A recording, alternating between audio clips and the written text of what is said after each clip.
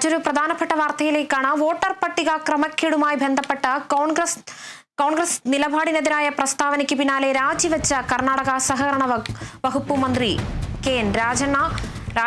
രാജണ്ണയുടെ രാജി മുഖ്യമന്ത്രി അംഗീകരിച്ചിട്ടുണ്ട്. വിവരങ്ങളുമായി കെ.സി. ഉണ്ണികൃഷ്ണൻ ചേരുന്നുണ്ട്. ഉണ്ണികൃഷ്ണൻ, അല്പം മുമ്പാണ് ഹൈക്കമാൻഡിൽ നിന്നൊരു സൂചന വന്നത് രാജിയെന്ന്. എന്നാൽ ഇപ്പോൾ രാജി സ്ഥിരീകരിച്ചിരിക്കുകയാണ്. വാർത്തയുടെ കൂടുതൽ വിവരങ്ങൾ എങ്ങനെയാണ്?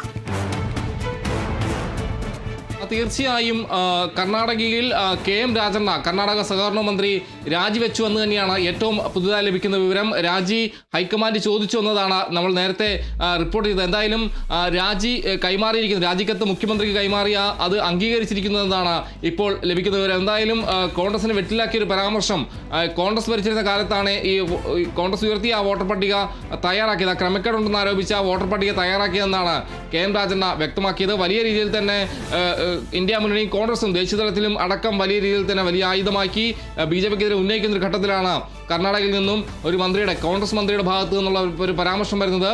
അതായത് കോൺഗ്രസ് ഭരിച്ചിരുന്ന കാലത്താണ്, കോൺഗ്രസിന്റെ കാലത്താണ് ഈ വോട്ടർ പട്ടിക തയ്യാറാക്കിയത്.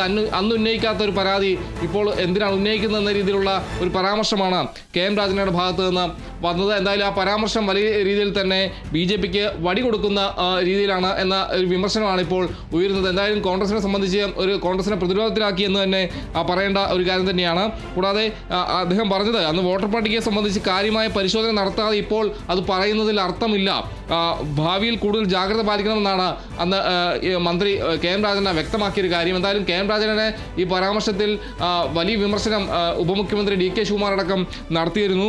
എന്തായാലും വസ്തുത അറിയാതെ രാജണ്ണ ഇത്തരത്തിലുള്ള പരാമർശങ്ങൾ നടത്തരുതെന്നാണ് പറഞ്ഞത്. രാജണ്ണയ്ക്കെതിരെ ഹൈക്കമാൻഡ് നടപടി ഉണ്ടാകുമെന്നും ഡി.കെ. ശിവകുമാർ പറഞ്ഞിരുന്നു. അതിന് പിന്നാലെയാണ് രാജണ്ണയുടെ രാജി കോൺഗ്രസ് ചോദിച്ചു വാങ്ങിയിരിക്കുന്നത്. എന്തായാലും രാജി മുഖ്യമന്ത്രി സിദ്ധരാമയ്യ അംഗീകരിച്ചിരിക്കുന്നു എന്നതാണ് ഏറ്റവും പുതുതായി ലഭിക്കുന്ന വിവരം. സിദ്ധരാമയ്യയുമായി ബന്ധപ്പെട്ട് ഏറ്റവും അടുത്ത് നിൽക്കുന്ന ഒരാൾ കൂടിയായിരുന്നു കെ.എം. രാജണ്ണ. എന്തായാലും വലിയ രീതിയിൽ തന്നെ കോൺഗ്രസിന് വെട്ടിലാക്കുന്ന ഒരു പരാമർശമാണ് രാജണ്ണയുടെ ഭാഗത്ത് നിന്ന് വന്നത്.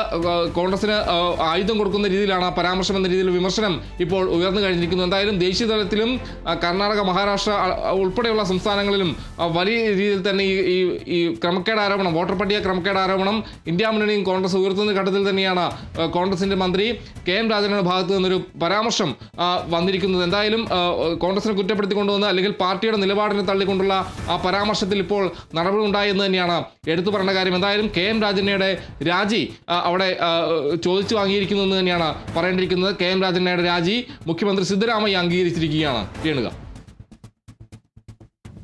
ശരി ഉണ്ണികൃഷ്ണൻ, വ്യക്തമാണ്. വോട്ടർ പട്ടിക ക്രമക്കേടുമായി ബന്ധപ്പെട്ട കോൺഗ്രസ് നിലപാടിനെതിരായ പ്രസ്താവനയ്ക്ക് പിന്നാലെ രാജിവെച്ച കർണാടക സഹകരണ വകുപ്പ് മന്ത്രി കെ.എൻ. രാജണ്ണയുടെ രാജി മുഖ്യമന്ത്രി ഇപ്പോൾ നിലവിൽ അംഗീകരിച്ചിട്ടുണ്ട്.